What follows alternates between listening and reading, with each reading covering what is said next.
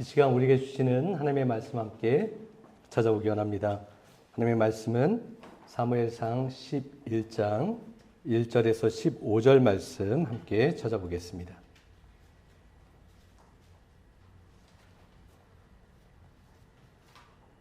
오늘 본문의 말씀을 한 절씩 교독하겠습니다. 제가 1절 말씀을 먼저 읽습니다.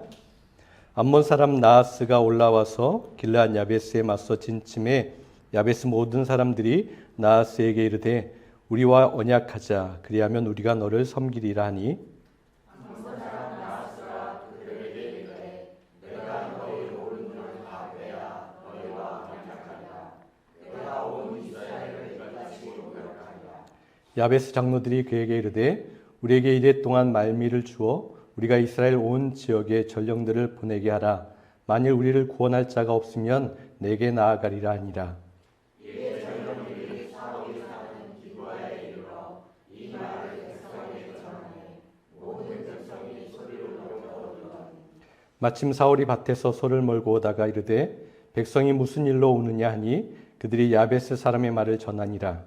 사울이 이 말을 들을 때에 하나님의 영이 크게 감동하니 그의 누가 크게 일어나 한 결의의 소를 잡아 각을 뜨고 전령들의 손으로 그것을 이스라엘 모든 지역에 두루 보내어 이르되 누구든지 나와서 사울과 사무엘을 따르지 아니하면 그의 소들도 이와 같이 하리라 하였더니 여호와의 두려움이 백성에게 임하매 그들이 한 사람같이 나온지라.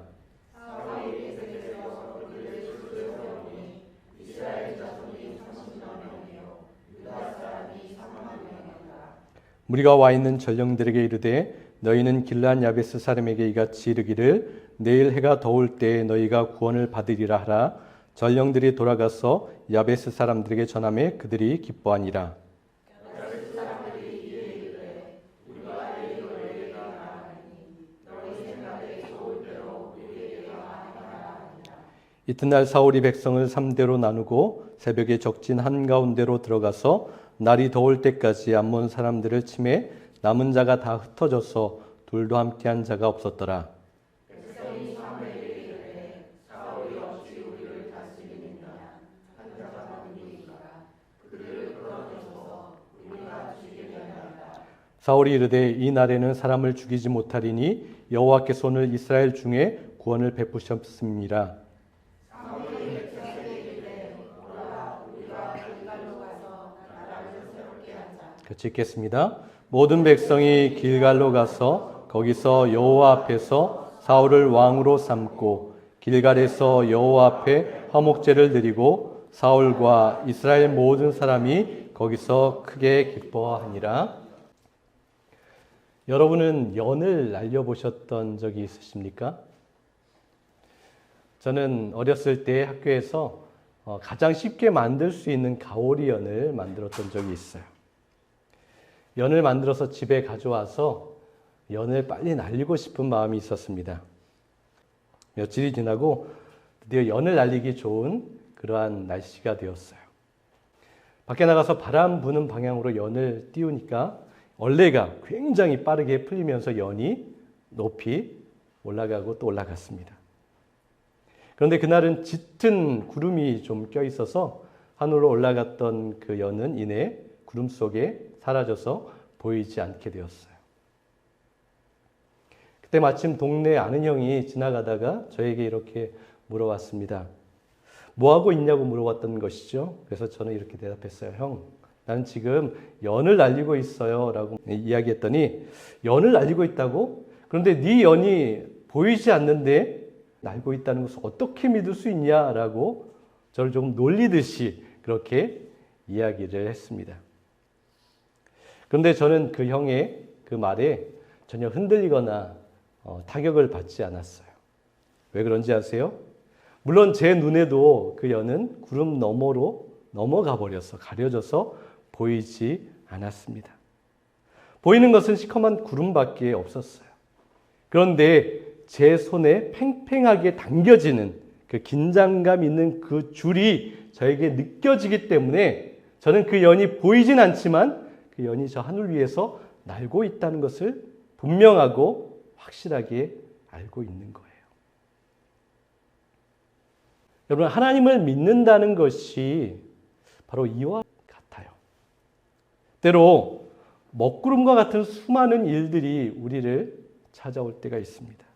고통스러운 일들과 인생의 폭풍우 때문에 때로 하나님이 보이지 않는 그러한 경험을 할 때가 많이 있어요. 그때 우리 옆에 누군가가 이렇게 이야기할 때가 있어요. 네가 믿는 하나님이 어디 있어? 지금 너에게는 고통과 환난밖에 없는데 네가 그렇게 사모하고 자랑하는 하나님이 어디 있냐라고 물어볼 때가 있어요.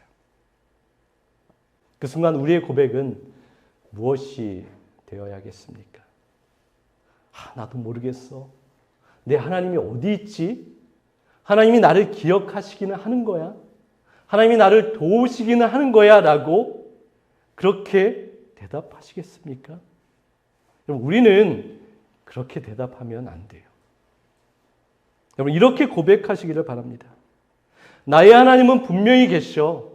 지금 내 눈에 보이지 않지만, 내 눈에도 어려움과 고난과 환난밖에 보이지 않지만 하나님께서 나를 붙들고 계시고 나를 기억하고 계시고 하나님께서 나를 위한 더 위대하고 크신 계획이 있음을 믿어 라는 이러한 믿음의 고백을 하실 수 있기를 바랍니다. 히브리서 11장 1절을 보세요. 믿음은 우리가 바라는 것들을 보증해 주고 볼 수 없는 것들을 확증해 줍니다 라고 믿음의 고백을 또한 선진들의 모습을 보여주고 있어요. 어거스틴도 이런 말을 했어요. 믿음은 보이지 않는 것을 믿는 것이요. 이 믿음이 가져다 주는 보상은 믿는 것을 보게 되는 것이다. 맞습니다, 여러분. 하나님을 믿는다는 것, 하나님을 신뢰한다는 것은 하나님이 내 눈에 보여야만 믿을 수 있는 것이 아니라고 우리에게 증언해 주고 있어요. 아무것도 보이지 않아도, 하나님이 지금 내 눈에 보이지 않아도 하나님께서 나와 함께 하신다는 것, 말씀을 통해서 우리에게 약속하신 것, 그것은 분명하다라는 것, 이루어진다라는 것, 깨우치지 않는다는 사실을 우리는 굳게 붙들어야 합니다. 그 결과 어떻게 됩니까? 어거틴이 고백했던 것처럼 우리가 그렇게 보지 않고 믿었을 때, 하나님을 완전하게 분명하게 신뢰했을 때 결과적으로 어느 때인가 하나님의 역사를 우리의 눈앞에서 직접 목도하고 보게 된다라고 이야기해 주고 있어요. 우리는 자주 이렇게 기도합니다. 하나님, 나에게 하나님 보여주세요. 하나님, 큰 기적, 하나님의 역사를 이루어 주세요. 그러면 저는 분명하게 믿겠습니다. 흔들리지 않을게요. 잘 믿겠습니다. 라고 그렇게 이야기합니다. 저도 그런 경우가 많이 있고요. 여러분도 아마 그렇게 기도하거나 그렇게 고백하셨던 적이 굉장히 많이 있을 거예요. 근데 여러분, 성경을 잘 보세요. 하나님께서 일하시는 그 방법, 하나님의 뜻과 하나님의 역사는 그렇게 되지 않아요. 하나님은 언제나 우리에게 요구하고 찾으시는 것이 있어요. 너희 먼저 믿어라. 너희 먼저 나를 신뢰해라. 그러면 나의 일을 보게 될 거야. 너희 삶 가운데 내가 어떻게 역사하는지를 분명하게 알게 될 거야 라고 하나님께서 말씀하세요. 그런데 우리는 이 순서가 바뀌길 언제나 원하는 모습이 있어요. 그러나 하나님은 언제나 그렇게 하십니다. 먼저 믿으라고 하시고 먼저 순종하여서 그 길을, 그 걸음을 내디디라고 하시는 거예요. 그러면 내가 너에게 나의 계획을 보여주고 함께 할 거야 라고 하십니다. 그래서 여러분, 우리가 보이지 않아도 믿는 것, 내가 원하고 내가 계획하고 생각하는 것이 다 이루어지지 않아도 하나님을 믿는 모습이 나타날 때 우리의 믿음은 진정한 믿음이라고 인증을 받을 수 있게 되는 거예요. 그리고 스스로 내가 하나님을 믿는 자라고 거기에서 고백할 수 있는 거예요. 보이지 않아도, 해결되지 않아도, 다 내 마음에 흡족하지 않아도 나는 믿는다라는 고백을 거기에서 드릴 수 있게 됩니다. 여러분, 우리 모두가 바로 이러한 진정한 믿음의 사람들이 되기를 간절히 소망합니다. 사무엘상을 계속해서 보고 있는데 사무엘상 말씀을 보면 이러한 하나님의 말씀, 그러한 모습들이 분명하게 보이고 있어요. 이스라엘 백성에게 하나님이 전혀 보이지 않는 듯한 상황들이 계속해서 반복해서 나타나고 있지요. 하나님께서 역사하지 않고 함께 하시지 않고 도우시지 않는 것 같은 그러한 일들이 그 백성들의 삶 가운데 너무나도 계속해서 나타나고 반복됩니다. 그런데 여러분, 하나님이 계시지 않았습니까? 하나님이 그들의 기도를 듣지 않으셨어요? 그렇지 않아요. 하나님은 보이지 않지만 그들과 함께 하세요. 그들의 기도를 듣고 계세요. 그들을 붙잡고 계십니다. 그들을 대신하여 싸우고 계셨어요. 그 백성을 사랑하시고 품어주셨습니다. 오늘 본문 1절과 2절 말씀을 보세요. 암몬 사람 나하스가 올라와서 길앗의 야베스를 포위하였다. 그러자 야베스 사람들이 모두 나하스에게 우리와 조약을 맺읍시다. 우리가 당신을 섬기겠습니다 하고 제안하였다. 그러나 암몬 사람 나하스는 내가 너희의 오른쪽 눈을 모조리 빼겠다. 온 이스라엘을 이같이 모욕하는 조건에서만 너희와 조약을 맺겠다 하고 대답하였다. 또다시 이스라엘 백성들 가운데 하나님이 보이지 않는 상황이 발생했어요. 암몬이라는 나라가 이스라엘 길르앗 백성들을 쳐들어와서 그들을 위협하고 있어요. 이 암몬이라는 나라는 어떤 나라입니까? 아브라함의 조카 롯을 아시죠? 그 조카 롯이 둘째 딸과 부정한 일을 행하여서 아들을 낳게 되는데 바로 이 아들의 후손들이 암몬이라는 나라가 되었어요. 이들은 특별히 전쟁을 할 때 굉장히 잔인한 민족이었다라고 알려집니다. 그리고 그들은 이스라엘을 계속해서 괴롭혀왔던 역사가 있어요. 사사기에 보면 계속해서 하나님의 백성을 괴롭게 했습니다. 이 야베스 사람들이 딱 보니까 자신들이 이길 수 없는 것이 너무나 분명하잖아요. 그렇기 때문에 그들에게 이야기합니다. 우리가 당신들을 섬기겠습니다. 우리와 약속을 맺읍시다. 조약을 맺읍시다라고 항복을 합니다. 그런데 이 이야기를 들었던 암몬 사람 나하스, 뱀이라는 뜻을 가진 사람인데요. 그 사람이 어떻게 반응합니까? 그들이 얼마나 잔인하고 이스라엘 백성들을 얕보고 있는지 그의 말에서 알 수 있어요. 너희들 오른쪽 눈을 다 빼고 모든 이스라엘 민족들을 내가 아주 창피하게 모욕한 후에야 약속을 맺겠다라고 하는 거예요. 그때 당시에 오른쪽 눈을 뺀다라는 것은 그 사람의 모든 것을 빼앗아 간다라는 거예요. 전쟁에 나갈 때 방패로 모든 것을 다 가리고 오른쪽 눈만 보면서 싸움을 하게 되는 거예요. 오른쪽 눈을 뺀다라는 것은 것이에요. 그 사람들을 아주 아무것도 할 수 없는 존재로 만들어버리겠다라고 이야기하고 있는 거예요. 이 야베스의 지도자들이 어떻게 이야기합니까? 7일만 시간을 달라고 해요. 우리가 우리 다른 지파들, 다른 민족들에게 도움을 요청할 때니까 그때까지만 참아달라는 거예요. 그때 이 나하스가 말도 안 되는 그 요구를 들어줘요. 좀 이해는 안 되지만 그렇게 요청했을 때 기다려줍니다. 왜 그랬을까요? 아주 자신만만한 거예요. 이스라엘 백성들이 아무리 많이 몰려와도 자신들이 이길 자신이 있는 거예요. 그때 당시에 이스라엘 백성은 블레셋과 계속해서 전쟁을 하고 있었던 시기였기 때문에 이스라엘 백성들은 약하고 약해져 있을 상태였습니다. 4절 한번 보세요. 전령들이 사울이 살고 있는 기브아에 가서 백성에게 그 사실을 알리니 백성들이 모두 큰 소리로 울었다. 모든 백성이 목소리를 높여서 울기 시작했습니다. 여러분, 왜 이들이 울었을까요? 당연한 것 같아요. 자신들의 힘으로는 도저히 이길 자신이 없는 거예요. 연약합니다. 무력하고 힘이 없는 거예요. 그러니까 그들이 할 수 있는 것은 우는 것밖에 없는 거예요. 어찌할 수밖에 없는 상태. 속수무책으로 당할 수밖에 없는 거예요. 연약한 상태가 바로 지금 이스라엘 백성들의 모습이었어요. 그때 사울이 등장해요. 5절 한번 보세요. 마침 사울이 밭에서 소를 몰고 오다가 무슨 일이 일어났기에 백성이 울고 있느냐고 물었다. 사람들은 야베스에서 온 전령들이 한 말을 그에게 알려주었다. 사람들이 사울에게 그 이야기를 들려주었어요. 그런데 지금 사울이 무엇을 하고 있죠? 소를 몰고 오고 있다라고 이야기하고 있어요. 소를 치는 거예요. 농사를 짓고 있습니다. 그런데 여러분, 사울은 이미 왕으로 기름 부음을 받은 사람이었어요. 10장 마지막 부분에 보면 모든 이스라엘 백성들이 모였을 때 제비를 뽑아서 이스라엘 왕으로 추대가 되었던 사람이었습니다. 그런데 그는 지금 농사를 짓고 있는 거예요. 제비를 뽑아서 왕으로 세워졌는데 사울은 자기 스스로 무엇인가를 하려고 하지 않았어요.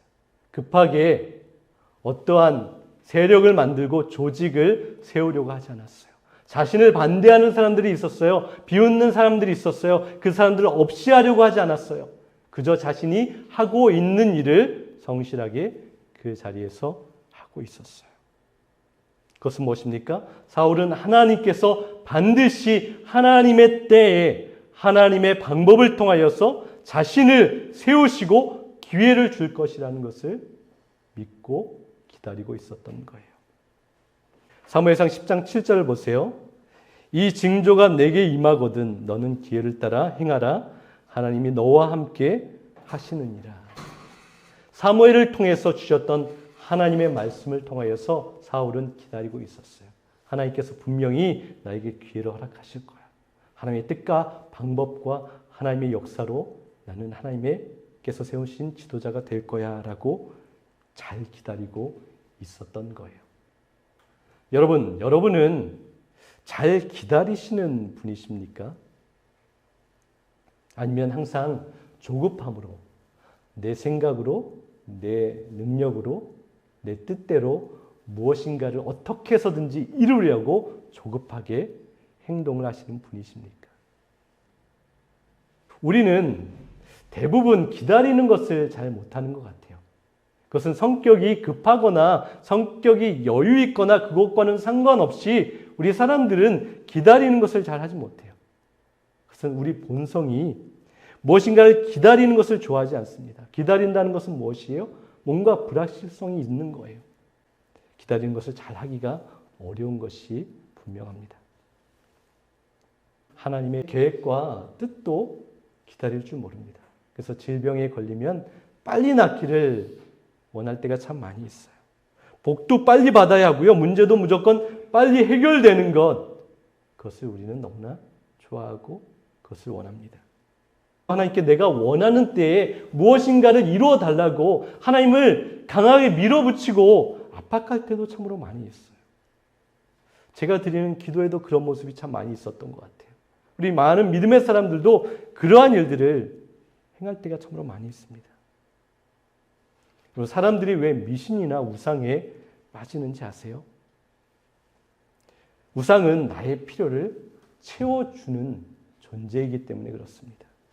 내가 필요한 것, 내가 원하는 것, 내 마음에 안정을 주는 것, 내가 원하는 시기에 그 모든 것이 이루어지는 것, 그것을 원하기 때문에 아무런 능력이 없는 나무로 돌로 만든 것을 알매도 불구하고 우리는 거기에 목매고 따라가는 적이 너무나 많이 있다는 거예요.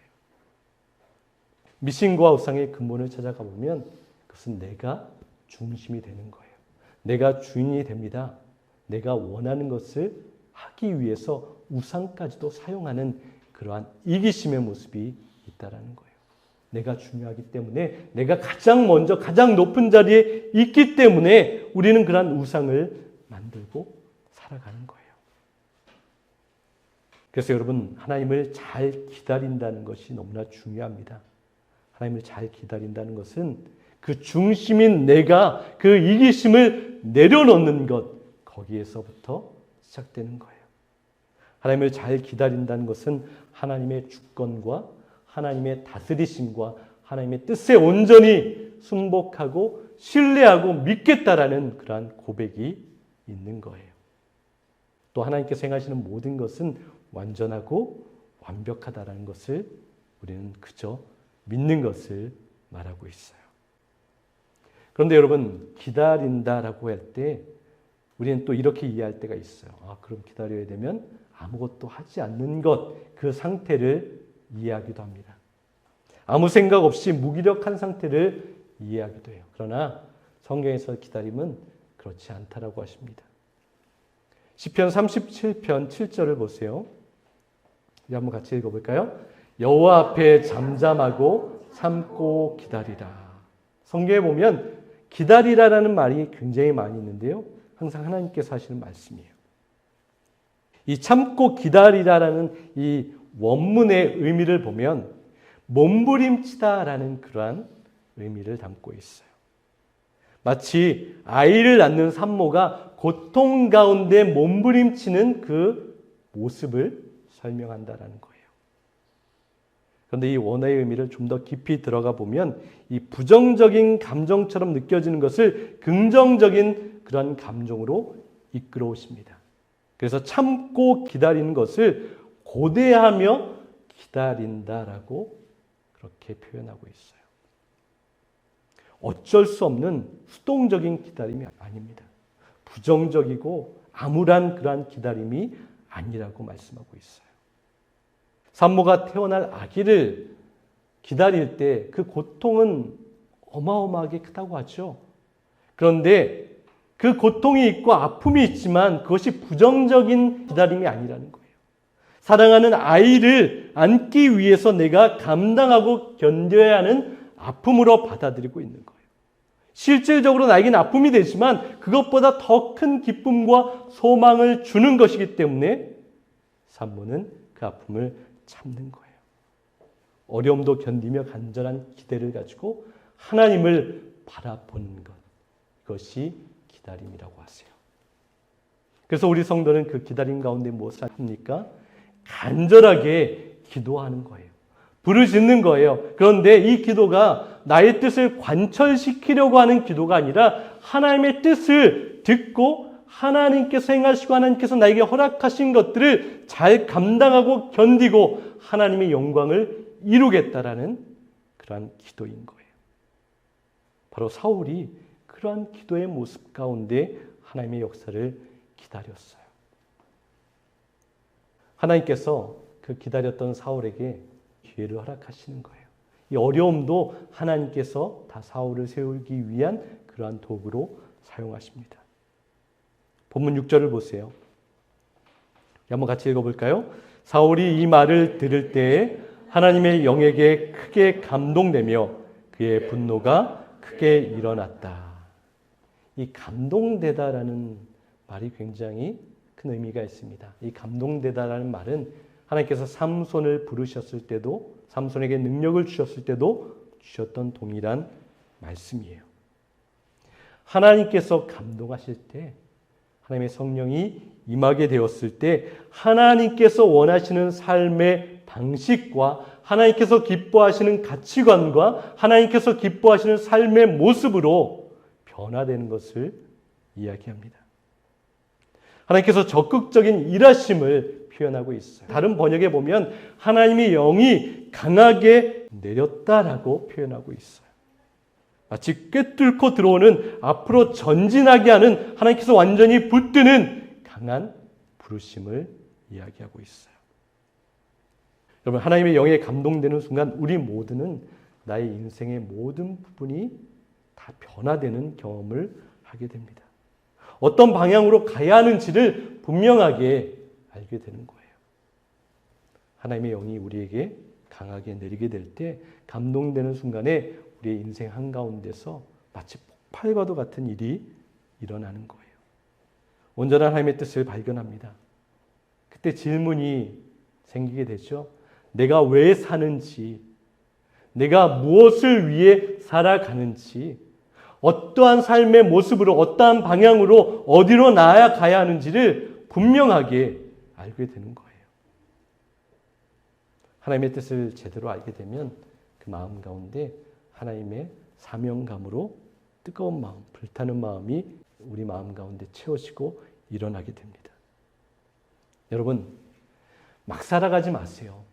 아무런 의미 없이, 아무런 생각 없이 그저 되는 대로 살아가지 마십시오. 지금까지 우리를 인도하시고 이끄셨던 하나님의 뜻대로 살아가시길 바랍니다. 나의 모습을 변화시켜서 그렇게 하나님 앞에 순종하며 살아가십시오. 하나님께서 우리의 마음 가운데 불편하게 하시는 때가 있어요. 하나님의 뜻이 아닌 내가 좋아하고 내가 원하고 세상적인 방법과 사단이 주는 것들이 우리의 마음 가운데 가득 차게 될 때 하나님께서 그 모든 것들을 불편하게 껄끄럽게 만드실 때가 있어요. 그러한 것을 느끼고 그러한 것을 우리에게 말씀으로 주실 때가 있습니다. 여러분, 이러한 것들이 깨달아지고 우리의 마음 가운데 찾아올 때 이것이 진정한 축복이고 은혜임을 우리에게 알려주십니다. 하나님께서 우리를 더 선하고 온전하게 빚어가시기 위해서 그러한 일들을 행하시는 거예요. 계속해서 악한 길로, 나쁜 길로 가지 않게 하나님께서 우리를 붙드시고 우리를 교정하시고 수정하셔서 하나님의 길로 인도하시는 거예요.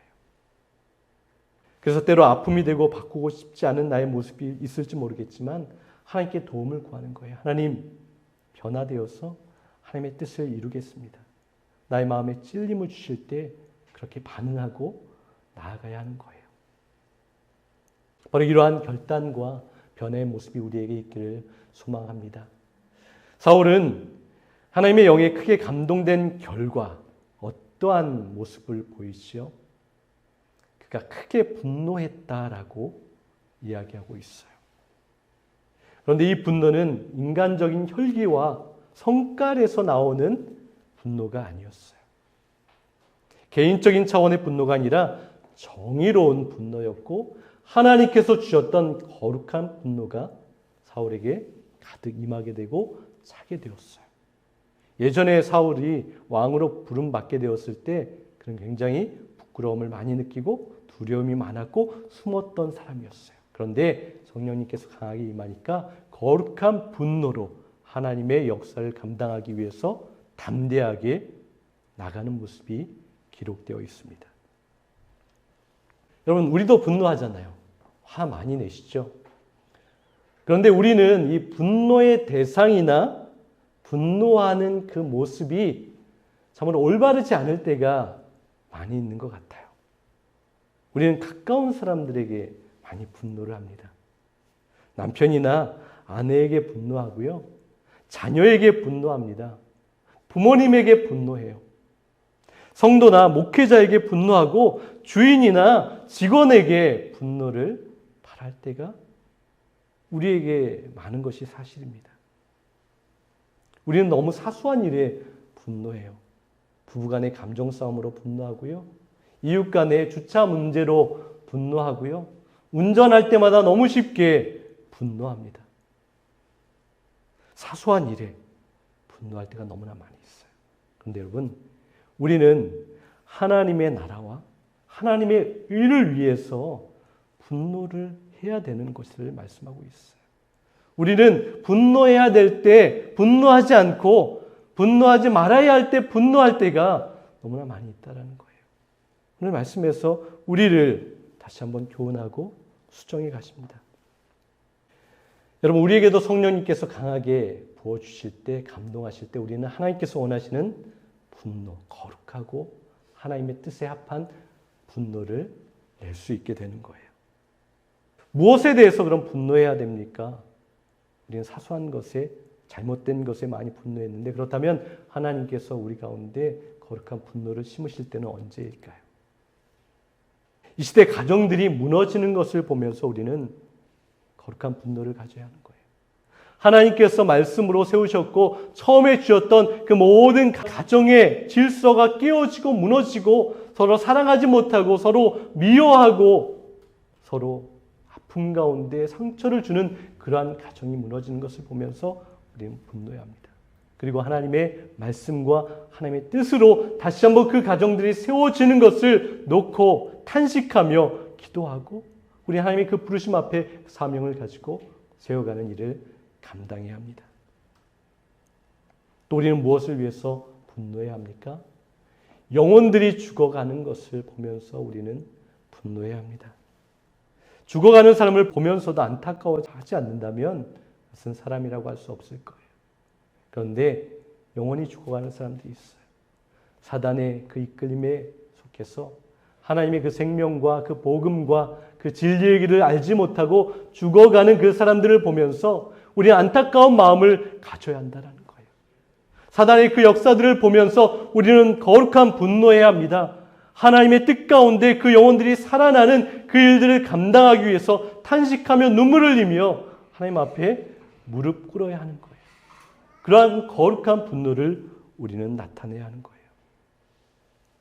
또 우리는 교회가 무너져 가는 모습을 보면서 거룩한 분노를 가져야 합니다. 교회가 점점 세상과 타협하고 복음의 능력을 잃어버리고 화려함과 세상의 가치관을 따라가는 그러한 교회들의 모습을 보면서 안타까워하고 분노해야 하는 거예요. 하나님께서 원하시는 거룩하고 정의롭고 올바른 교회가 세워지기를 소망하며 눈물을 흘리며 탄식하는 그런 모습이 우리에게 있어야 합니다. 그리고 약한 사람들이 억압받고 무시당하고 또한 아픔 가운데 신음하는 모습을 보면서 거룩한 정의로움을 가지고 분노할 수 있어야 하는 거예요. 그럼 분노가 다 나쁜 것이 아니에요. 하나님께서 원하시는 거룩한 분노가 우리 마음 가운데 차게 될 때 하나님께서 원하시는 아름다운 일들이 나타나고 일어나게 된다라고 말씀하십니다.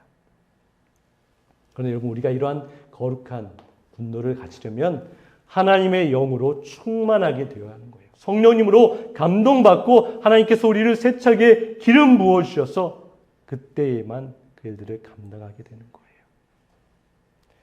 사랑하는 여러분, 하나님을 기다리다 보면 하나님의 때에 하나님께서 이루십니다. 때로 하나님이 보이지 않아도 분명히 나와 함께 한다는 것을 우리는 믿을 수 있습니다. 하나님의 위대한 일들을 우리는 분명히 보게 됩니다. 사울에게 그렇게 하셨고 이스라엘 백성들에게 그렇게 하셨어요.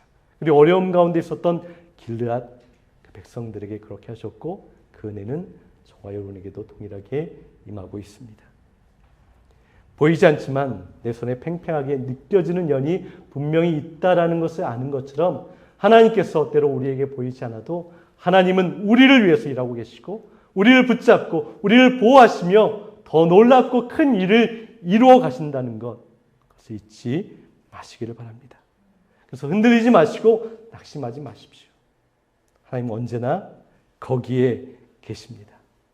그리고 너무 사소한 일에 분노하지 말아야 할 것에 분노하지 마시고 하나님께서 원하시는 정의로운 거룩한 분노를 하나님께서 원하실 때에 거기에 나타내서 하나님의 역사를 회복하는 일들을 감당하시기를 바랍니다. 그 거룩한 분노를 통해서 내 삶의 자리에 있는 죄악과 악함이 다시 한번 깨어지고 변화되기를 원합니다. 그리고 이 시대 가운데 있는 변화되고 깨어져야 할 모든 것들이 하나님께로 세워지는 그런 역사를 저와 여러분이 목도할 수 있었으면 참으로 좋겠어요.